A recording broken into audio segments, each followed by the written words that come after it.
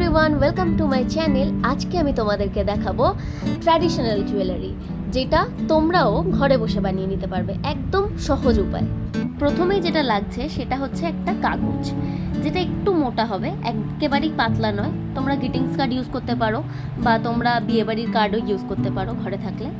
এবার সেটাকে মাপ নিয়ে আমি কাঁচি দিয়ে কেটে নেব। আমি রাউন্ড শেপ নিয়েছি, তোমরা চাইলে স্কোয়ার নিতেই পারো তোমাদের নিজেদের ইচ্ছে মতো। কাগজগুলি আমার রাউন্ড শেপে কেটে নেওয়া হয়ে গেছে। এবার আমি নেব একটা হলুদ রঙের কাপড়। তোমরা তোমাদের পছন্দের রঙের কাপড় নিতেই পারো।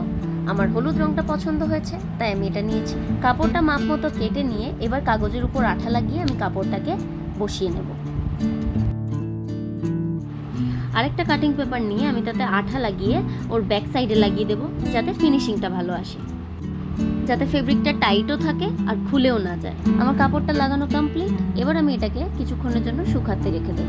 এবার আমি সুতলি দড়ি নিয়ে নিচ্ছি। এরপর আমি ফেব্রিক গ্লু লাগিয়ে সুতলি দড়িটাকে পুরো রাউন্ড করে লাগিয়ে নেব। এবার আমি একটা ছোট পেপার গোল শেপে কেটে নিয়েছি। এখন আমি দড়িটাকে রাউন্ড করে পেঁচিয়ে কাগজটার ওপর আঠা লাগিয়ে বসিয়ে দেব। ছোট লকেটটাকে দেখতে ঠিক এরকম টাইপেরই হবে। তোমরা চাইলে উলও ইউজ করতে পারো।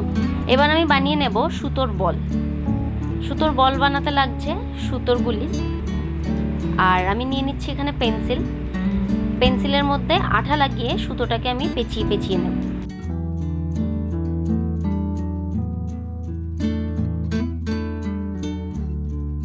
সুতোর মধ্যে লেগে থাকা আঠাগুলি প্রায় শুকিয়ে গেছে। এবার আমি পেন্সিল থেকে বের করে নেব সুতোর বলটাকে।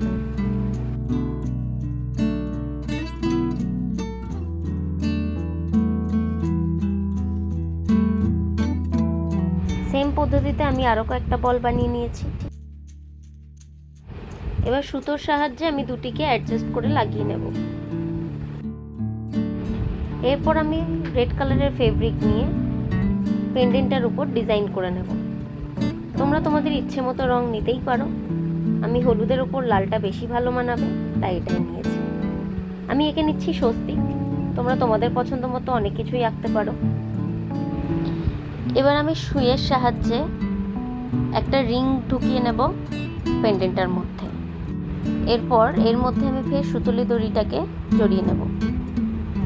আমাদের গলা অনুযায়ী অ্যাডজাস্ট করে কতটা লং রাখবো বা কতটা শর্ট রাখবো অনুযায়ী। এরপর আমি বানানো একে একে সুতোর বলগুলিকে দড়ির মধ্যে ঢুকিয়ে দেব। সাদা লকেটটার মধ্যে আমি সুই সুতো দিয়ে ঘুঙুর লাগিয়ে নিয়েছি, স্টিলের ঘুঙুরগুলি কয়েকটা। আর পুরনো সেটের ঝুমকা থেকে একটা ঝুমকা খুলে নিয়েছি। এরপর দড়ির মুখ দুটিকে একসাথে বেঁধে নিলেই রেডি হয়ে যাবে আমাদের হোমমেড জুয়েলারি। তো ভিডিওটা কেমন লাগলো সেটা অবশ্যই কমেন্টে জানিও। আর এরকম যদি আরও নতুন নতুন ভিডিও দেখতে চাও তাহলে আমার চ্যানেলটাকে লাইক, শেয়ার আর সাবস্ক্রাইব করো অবশ্যই। Bye bye.